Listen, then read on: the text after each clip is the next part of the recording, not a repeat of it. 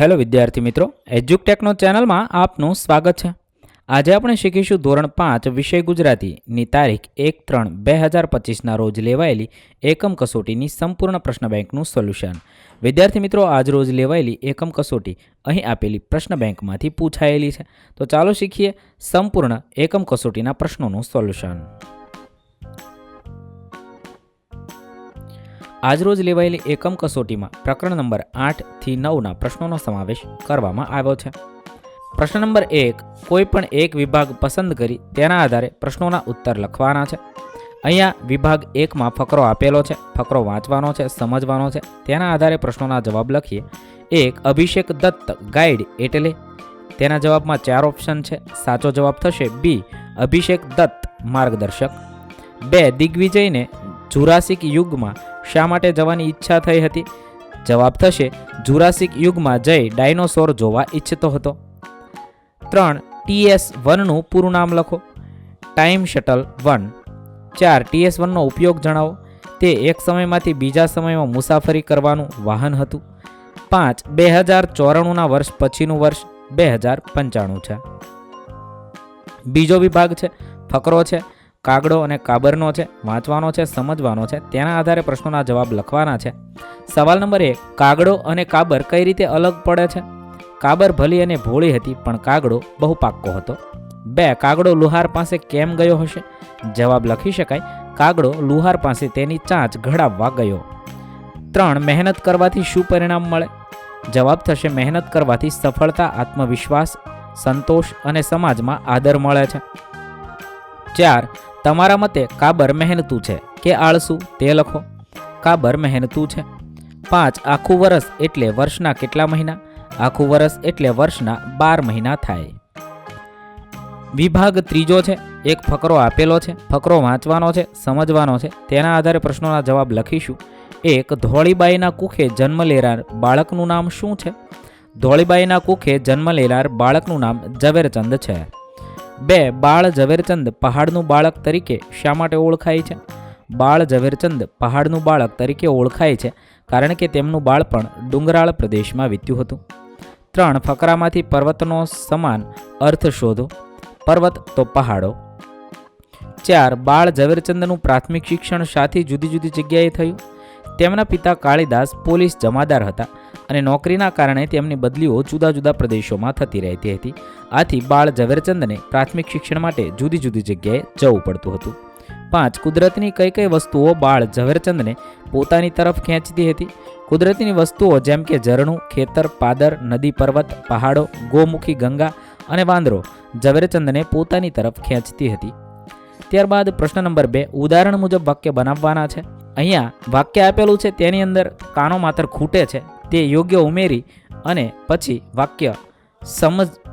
વાક્ય સમજાય તે રીતે બનાવીને લખવાનું છે। 1, તેને યોગ્ય રીતે લખતા વાક્ય થશે રામ બાળપણથી પરાક્રમી હતા। બીજા શબ્દો છે તડક નમન રક્ષસ હત, તેને યોગ્ય રીતે કાનો માત્ર ઉમેરતા વાક્ય બનશે તાડકા નામની રાક્ષસી હતી। આવી રીતે દરેક વાક્ય લખીશું। ત્રીજું વાક્ય થશે રામ કોઈ દિવસ બપોરે ઊંઘતા નહોતા। ચોથું વાક્ય થશે ચકલીઓ સૂરજની સાથે સવારમાં કંઈ બોલે। પાંચમું વાક્ય થશે ગિરનાર પાવાગઢ કરતાં ઊંચો છે। છઠ્ઠું વાક્ય થશે નર્મદા ગુજરાતની સૌથી મોટી નદી છે। સાતમું વાક્ય થશે ડમરો તુલસી કરતાં ઊંચો છે। આઠમું વાક્ય થશે ચોમાસામાં ધરતીએ લીલી સાડી પહેરી હોય તેવું લાગે છે। નવમું વાક્ય થશે બગીચામાં સુંદર લીલોતરી હતી।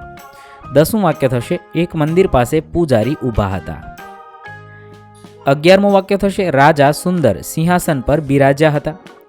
12મું વાક્ય થશે ડાયનોસોરના પગ વિશાળ વડના થડ જેટલા જાડા હતા। 13મું વાક્ય થશે રામ અને સીતા વનમાં ઝાડ નીચે બેસી વાત કરતા હતા। 14મું વાક્ય થશે રામ અને લક્ષ્મણ રાજા દશરથના પુત્ર હતા। 15મું વાક્ય થશે સુંદર અને સુશીલ જાનકી મારી પત્ની છે। ત્યારબાદ પ્રશ્ન નંબર 3, કયો શબ્દ નજીકના અર્થવાળો લાગે છે તેના પર વર્તુળ કરવાનું છે। 1, સંશોધક તો નવું નવું શોધે એ। 2, ભાગોળ તો ગામનું પાદર। 3, મુસાફર તો યાત્રી। 4, હરિયાળી તો લીલોતરી। 5, પગદંડી તો પગથી ચાલીને જઈ શકાય તે રસ્તો। 6, બેકાર તો નકામું। 7, દેશ તો સ્વદેશ। 8, અધિકાર તો સત્તા। 9 કર્કશ તો કઠોર, 10 સ્વરૂપવાન તો અતિસુંદર અથવા દેખાવડું, 11 પરાક્રમી તો બહાદુર, 12 સહજ તો કુદરતી, 13 અસુર તો રાક્ષસ, 14 સેવક તો સેવા કરનાર, 15 વ્રતધારી તો વ્રત પાળનારું થશે.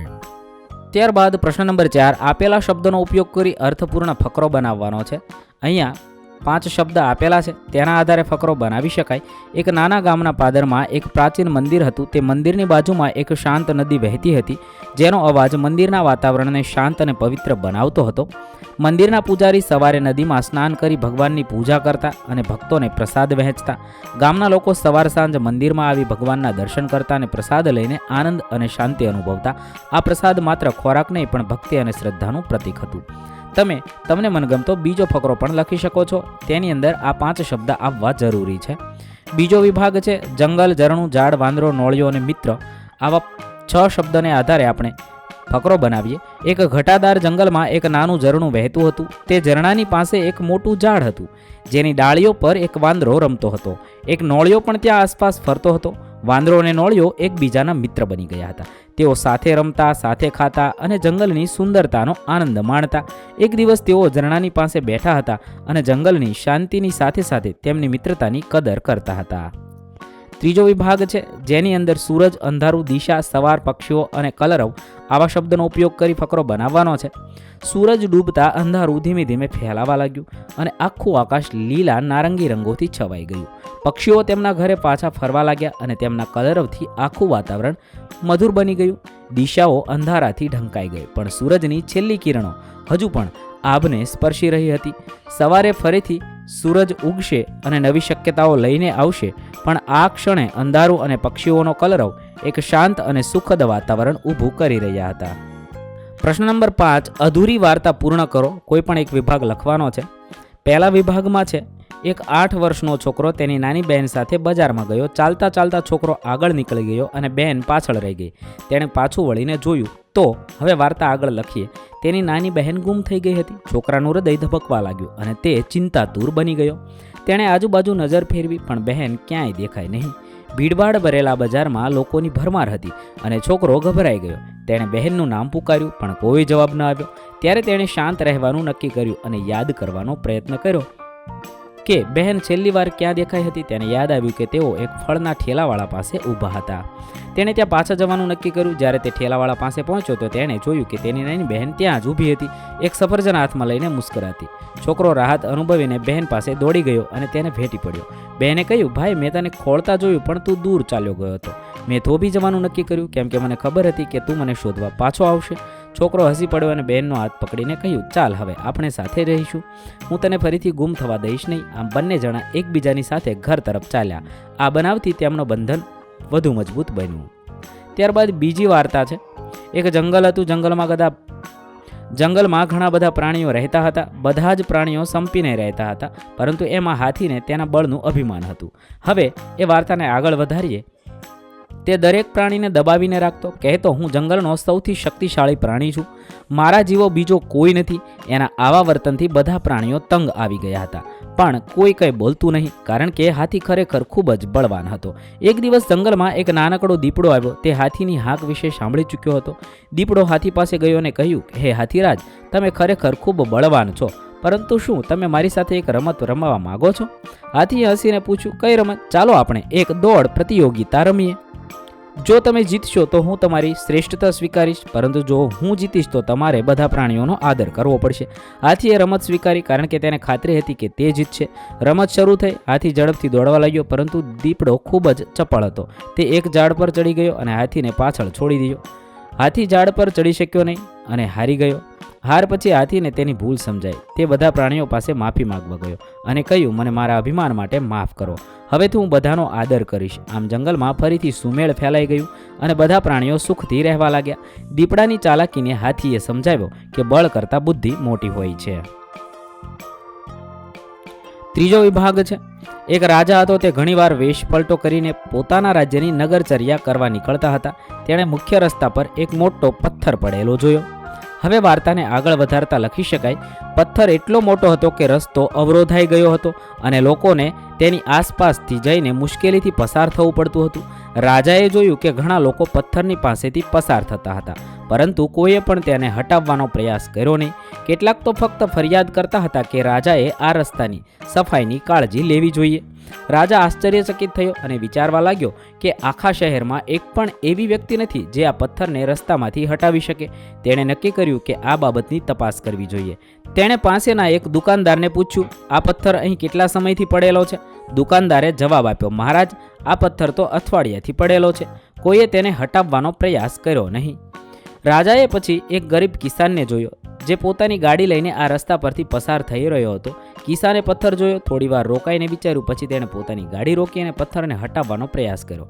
થોડી મહેનત પછી તેણે પથ્થરને રસ્તામાંથી હટાવી દીધો. રાજા આશ્ચર્યચકિત થયો અને કિસાન પાસે જઈને કહ્યું, તમે આ પથ્થરને હટાવીને બધાને મદદ કરી. તમારી આવી ભાવના માટે હું તમારો ખૂબ આભાર માનું છું. કિસાને જવાબ આપ્યો, મહારાજ, મેં ફક્ત મારી ફરજ નિભાવી છે. જો બધા લોકો થોડી મહેનત કરે તો આવી સમસ્યાઓ ઝડપથી ઉકેલી શકાય. રાજા કિસાનની વાતથી ખૂબ પ્રભાવિત થયો અને તેને કિસાનને ઇનામ આપ્યું. આ ઘટનાથી રાજાએ સમજ્યું કે સાચી શક્તિ મહેનત અને સહાયભાવી વલણમાં છે અને તેણે પોતાના રાજ્યમાં આવી ભાવનાને પ્રોત્સાહન આપવાનું નક્કી કર્યું. અહીં આપણી ધોરણ 5ની ગુજરાતીની એકમ કસોટી પૂર્ણ કરીએ છીએ. વિદ્યાર્થી મિત્રો, દરેક ધોરણની દરેક એકમ કસોટીના વિડીયોઝ આપણી ચેનલ પર ઉપલબ્ધ છે, જે તમે એકમ કસોટી નામના પ્લેલિસ્ટમાંથી મેળવી શકો છો. નવા વિડીયો સાથે ફરીથી મળીશું. ત્યાં સુધી અલવિદા દોસ્તો. થેન્ક યુ દોસ્તો. એજ્યુકટેકનો ચેનલ તરફથી વિડીયો નિહાળવા બદલ આપનો આભાર. આવા બીજા વિડીયોઝ નિહાળવા માટે અમારી YouTube ચેનલ એજ્યુકટેકનો અત્યારે જ સબસ્ક્રાઇબ કરો. આભાર દોસ્તો.